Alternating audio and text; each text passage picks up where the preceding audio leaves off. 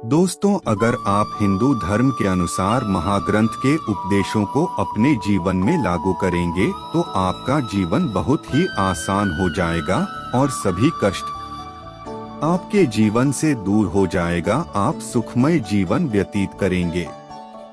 दोस्तों, दुनिया का सबसे बड़ा धर्म युद्ध महाभारत में कुरुक्षेत्र की रणभूमि पर हुआ था। उस समय के दौरान भगवान अपने शिष्य अर्जुन को कुछ बातें समझाई थी, जिसे हम गीता सार कहते हैं। लगभग 5000 साल से भी ज्यादा का वक्त महाभारत के युद्ध को बीत चुका है, लेकिन आज भी लोग भगवत गीता के सार को उतना ही महत्व देते हैं। तो चलिए वीडियो में आगे बढ़ते हैं। भगवान श्री कृष्ण कहते हैं, व्यर्थ की चिंता क्यों करते हो और व्यर्थ में ही डरते हो। तुम्हें कौन मार सकता है। आत्मा न पैदा होती है, नहीं मरती है। जो हुआ वह अच्छा हुआ, जो हो रहा है वह भी अच्छा ही है, जो होगा वह भी अच्छा ही होगा। जो बीत गया उसका तुम पछतावा न करो और भविष्य की चिंता भी न करो। अभी तो वर्तमान चल रहा है। इस युद्ध में तुम्हारा क्या गया जो तुम रो रहे हो। तुम क्या लेकर आए थे जो खो दिया तुमने। क्या तुमने पैदा किया था जो खो दिया तुमने। तुम न कुछ लेकर आए थे न कुछ लेकर जाओगे। जो कुछ लिया था वह यहीं से लिया था। जो दिया यहीं पर दिया। जो कुछ भी तुम्हें मिला वह भगवान से मिला। जो तुमने दिया वह भी भगवान को ही दिया। तुम खाली हाथ यहाँ पर आए थे, खाली हाथ जाओगे। जो आज तुम्हारे पास है वह कल किसी और के पास होगा, परसों किसी और के पास होगा। तुम इसे सत्य समझकर खुश रहो। बस यही बात तुम्हें अंदर से खुश कर सकती है। परिवर्तन ही तो संसार का नियम है। जिसे तुम मृत्यु समझते हो वही तो एक नया जीवन है। इस संसार में तुम एक ही क्षण में करोड़ों के स्वामी बन जाते हो तो वहीं दूसरे क्षण दरिद्र भी बन जाते हो। मेरा तेरा छोटा बड़ा अपना पराया, इन सब चीजों को अपने मन से निकाल दो तो फिर सब कुछ तुम्हारा है। तुम इन सब के हो, यह शरीर भी तुम्हारा नहीं है। नहीं तुम इस शरीर के हो। यह अग्नि जल वायु पृथ्वी आकाश इन सब चीजों से मिलकर शरीर बना है। आखिरकार इन सब में ही मिल जाएगा, लेकिन यह आत्मा स्थिर है। श्री कृष्ण कहते हैं, तुम क्या हो। तुम्हें अपने आप को भगवान के सहारे छोड़ देना चाहिए। तुम्हारे लिए यही सबसे उत्तम उपाय है। जो उनके सहारे को जाता है वह भाई चिंता शोक से दूर और मुक्त हो जाता है। मित्रों, हिंदी साहित्य और पुराणों में दो प्रमुख महाकाव्य बहुत प्रचलित हैं, जिनमें से पहला है रामायण और दूसरा है भगवत गीता। यह हिंदी मान्यताओं के अनुसार पवित्र ग्रंथों में से एक है। आज हम हमारे इस वीडियो के माध्यम से बात करने जा रही हैं श्री भगवत गीता के उपदेशों के बारे में। महाभारत के मुताबिक भगवान श्री कृष्ण महाभारत के युद्ध के दरमियान अपने शिष्य अर्जुन को कुछ उपदेश दिए थे, जिसके वजह से अर्जुन के लिए युद्ध जीतना आसान हो गया था। गीता के उपदेश को जीवन का सार या जीवन के उपदेश भी कहा जाता है। वहीं अगर आप हिंदू धर्म के अनुसार महान ग्रंथ के उपदेशों को अपने जीवन में भी लागू करेंगे तो आपका जीवन बहुत ही आसान हो जाएगा। इसके साथ साथ ग्रंथ में जीवन की सच्चाई और मनुष्य धर्म से जुड़े हुए कुछ बातें भी बताई गई है। कई बार ऐसा भी होता है कि हमें अपनी समस्या का समाधान नहीं मिल पाता और हम विपत्ति के समय बहुत ही परेशान हो जाते हैं। कई लोग तो अपने गुस्से पर अपना आपा खो बैठते हैं या फिर अपनी समस्या से विचलित होकर भाग पड़ते हैं। ऐसे में गीता में दिए गए उपदेश हमारे जीवन की सारी समस्याओं को चुटकी में हल कर सकती है और हमें अपने जीवन जीने के लिए एक बेहतर कला सिखाती है। साथ ही अपने जीवन में सफल होने की प्रेरणा भी देती है। महाभारत के युद्ध के दरमियान भगवान श्री कृष्ण ने अर्जुन को गीता के उपदेश बताई, जिसे सुनकर अर्जुन को ज्ञान की प्राप्ति हुई थी। श्री कृष्ण द्वारा बताया गया गीता का उपदेश न केवल अर्जुन के लिए था, बल्कि यह संपूर्ण मानव प्रजाति के लिए है। मनुष्य के जीवन में सफलता पाने के लिए भगवत गीता में दिए गए उपदेश एक मंत्र की तरह काम कर सकते हैं। आइए तो आप जानते हैं गीता सार के बारे में, जो इंसान के अंदर चल रही उठापटक को शांत करके उन्हें सफल जीवन जीने के लिए मदद करती है। मित्रों, मानव शरीर अस्थायी और आत्मा स्थायी है। भगवत गीता के एक श्लोक में भगवान श्री कृष्ण ने मानव शरीर की तुलना एक कपड़े के टुकड़े से की है। मतलब मनुष्य शरीर एक ऐसा कपड़ा है जिसे आत्मा अपने हर जन्म में बदलती रहती है। इसका मतलब मनुष्य का शरीर आत्मा के लिए एक अस्थायी वस्त्र की तरह है, जिसे उसे अपनी हर जन्म में बदलना पड़ता है। गीता का यह उपदेश हमें यह सिखाता है कि हमें मनुष्य के आत्मा से प्यार करना चाहिए। उनकी पहचान उनके आत्मा से करनी चाहिए। हमें मनुष्य के शरीर से आकर्षित नहीं होना चाहिए। मनुष्य के भीतरी मन को समझना ही उचित होता है। जो लोग मनुष्य के शरीर से ही केवल प्यार करते हैं, ऐसे लोगों के लिए गीता का उपदेश बहुत कुछ सिखाने वाला साबित हो सकता है। मित्रों, जीवन का एकमात्र सत्य है, वो है मृत्यु। गीता के उपदेश में भगवान श्री कृष्ण ने यह बताया है कि इंसान को जन्म मरण के चक्र के बारे में जान लेना चाहिए, क्योंकि मनुष्य के जीवन का एकमात्र सच जो है वह मृत्यु है। क्योंकि जिस भी इंसान ने इस दुनिया में जन्म लिया है, उसे एक न एक दिन इस संसार को छोड़कर जाना ही पड़ता है, और यही इस दुनिया का अटल सत्य है। लेकिन इस बात से भी नकारा नहीं जा सकता कि हर इंसान अपनी मौत से भयभीत रहता है। इसलिए मनुष्य को जीवन की सच्चाई को जान लेना चाहिए और अपनी वर्तमान की खुशियां को भी खराब नहीं करना चाहिए। मित्रों, गुस्से पर काबू करना चाहिए, क्योंकि क्रोध से व्यक्ति का नाश हो जाता है। भगवान श्री कृष्ण ने इस उपदेश में यह बताया है कि क्रोध से मनुष्य को भ्रम पैदा होता है, और भ्रम में वह अपनी बुद्धि का विनाश कर बैठता है।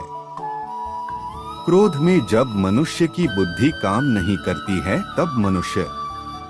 प्यारे मित्रों, मैंने श्रीमद् भगवद गीता तब तक नहीं पढ़ी थी जब तक मुझे ज्ञान नहीं हुआ कि हम सब आत्माएं हैं, और ये जिंदगी हम आत्माओं के लिए एक इम्तिहान है।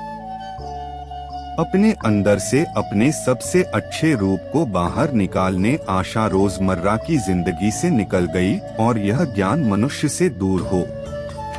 समय समय पर श्रीमद् भगवत गीता का साधारण अक्षरों में अनुवाद किया गया। इसी प्रयास को आगे बढ़ाते हुए मैं इस वीडियो के माध्यम से श्रीमद् भगवत गीता संपूर्ण सार को एक आसान रूप में प्रस्तुत कर रहा हूँ। मित्रों, गीता परात पर ब्रह्मा पद्मनाभ परमेश्वर श्री कृष्ण के श्री मुख से निकली वह अमर वाणी है, जिसने सत्य सनातन शाश्वत धर्म का अमृत संदेश संपूर्ण मानव जाति के कल्याण के लिए दिया गया है। यह परमात्मा श्री कृष्ण की असीम अनुकंपा का फल है, जो ब्रह्मा ज्ञान के उत्कृष्ट ग्रंथ रत्न के रूप में हमें गीता उपलब्ध है। श्रीमद् भगवत गीता इस संसार में ईश्वरवाद संबंधी विज्ञान का सबसे पुराना एवं सबसे व्यापक रूप से पढ़ा जाने वाला ग्रंथ है। गीता उपनिषद के नाम से प्रेरित भगवत गीता में किसी भी तरह की कोई भी मानसिक परिकल्पना नहीं है, और यह आत्मा भक्ति योग की प्रक्रिया और परम सत्य श्री कृष्ण के स्वभाव एवं पहचान के ज्ञान से परिपूर्ण है।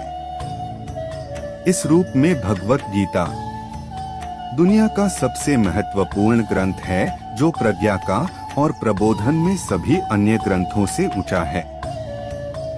भगवत गीता निसंदेह पूरे विश्व में सबसे महान आध्यात्मिक ग्रंथों में से एक माना जाता है। कुरुक्षेत्र की युद्ध भूमि में कही गई भगवत गीता श्री कृष्ण और अर्जुन के बीच ऐसी बात का है जो मानवता के लिए आवश्यक अत्यंत मूलभूत तत्वों को उजागर करती है। युद्ध भूमि में अपने चचेरे भाइयों को अपने सामने खड़ा देख अर्जुन भ्रमित हो जाते हैं और उनके प्रिय मित्र एवं मार्गदर्शक श्री कृष्ण आध्यात्मिक एवं भौतिक तत्वों की विवेचना करके उनका भ्रम दूर करते हैं। मित्रों, अब हम बात करेंगे हमें गीता क्यों पढ़ना चाहिए। आपको गीता इसलिए पढ़नी चाहिए क्योंकि गीता आध्यात्मिक आदर्श जीवन एवं संपूर्ण मानव धर्म का अद्भुत महाकाव्य है। इसमें अर्जुन की भांति द्वंद्वों में फंसे मोहग्रस्त मानव को सत्य असत्य कर्तव्य अकर्तव्य की चेतना द्वारा भी योद्धा की भांति कर्म पथ पर अग्रसर होने की प्रेरणा दी गई है। आध्यात्मिक ज्ञान योग संन्यास एवं कर्म सिद्धांत के विस्तृत विवेचन के साथ ही इसमें शांति प्रदायिनी भक्ति तथा सत्य सनातन धर्म के तत्वों का निरूपण है। गीता एक ऐसा जीवन दर्शन है जिससे अनंत काल से भटकते जिज्ञासु मानव की उन्नत एवं उदार आवश्यकताओं की पूर्ति के साथ परम विश्रांति का भान होता है। यह सहज सुलभ वह ईश्वरीय ज्ञान है जो सत्कर्म तथा सद्धर्म से पलायन करते मनुष्य को धर्म संदेश द्वारा सर्वत्र विजय का वरदान देता है। इसे योग का ऐसा कल्पवृक्ष भी कह सकते हैं। इनमें चिंतामणि है।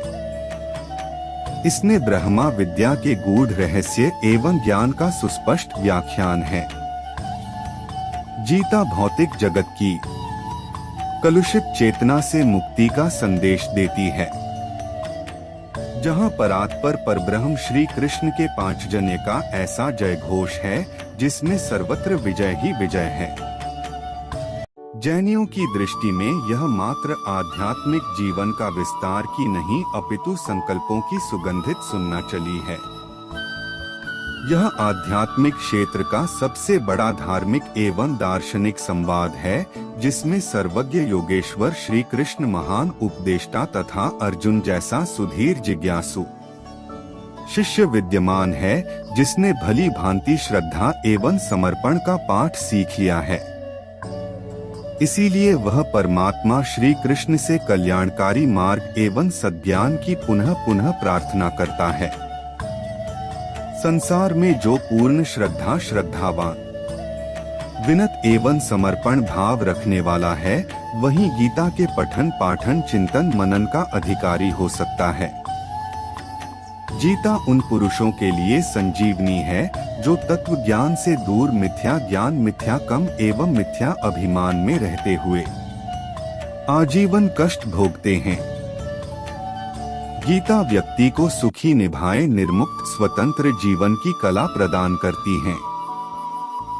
इसमें कम प्रेरणा के माध्यम से परम पुरुषार्थ का मार्ग प्रशस्त किया गया है। मानवता का महामंत्र व धर्म का आचरण जीवन से अधिक मूल्यवान है। हमारे आध्यात्मिक ज्ञान तथा उत्कृष्ट कर्मों की सफलता भगवत कर्मों को करते हुए सार्थक जीवन जीने में है। कर्मों को बंधनकारी समझकर कर्म त्याग करने वाले जीवन का सर्वस्व खो देते हैं।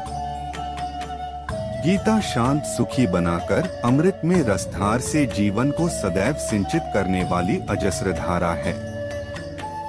सत्य ज्ञान के अभाव में बड़े बड़े विद्वान बुद्धिमान भी कुतर्कों को मान्यताओं अंधविश्वासों के जाल में फंसकर अनंत दुख भोगते रहते हैं। जब अभियोजन एवं निश्रेयस का सहज मार्ग गीता में उपलब्ध है। मित्रों, अब हम बात करते हैं गीता के अमर देश के बारे में। कर्मण्येवाधिकारस्ते मा फलेषु कदाचन मा कर्मफल हेतु घुमाते संगोष्ठी कंपनी। यह गीता का सबसे प्रसिद्ध श्लोक है।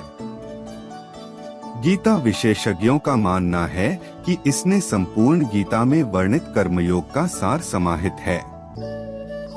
श्लोक का अर्थ इस प्रकार है अर्जुन, कम करने में ही तुम्हारा अधिकार है, फल में कभी नहीं, कर्तव्य को ही मुख्य रखो एवं कर्म के साथ कल की अपेक्षा मत जोड़ो। कदाचित यह भी मत सोचना कि जब फल की अपेक्षा ही नहीं करनी तो कम केस, ये करना कम तो अवश्य करना ही है।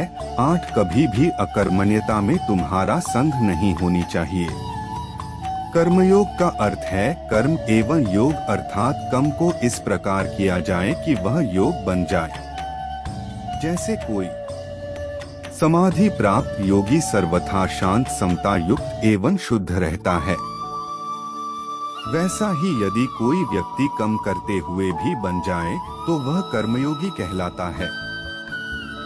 सामान्य व्यक्ति फल की इच्छा से कम करता है, फल मिलने पर प्रसन्न हो जाता है, न मिलने पर दुखी रहता है। कहीं उसे फल मिलने की संभावना न हो तो कम करने का कष्ट ही नहीं करता। कभी बिना कर्म किए ही छल या अनुचित उपाय से फल पाने का प्रयास करता है। इस प्रकार कम करने वाले व्यक्ति का ध्यान फल पर केंद्रित रहता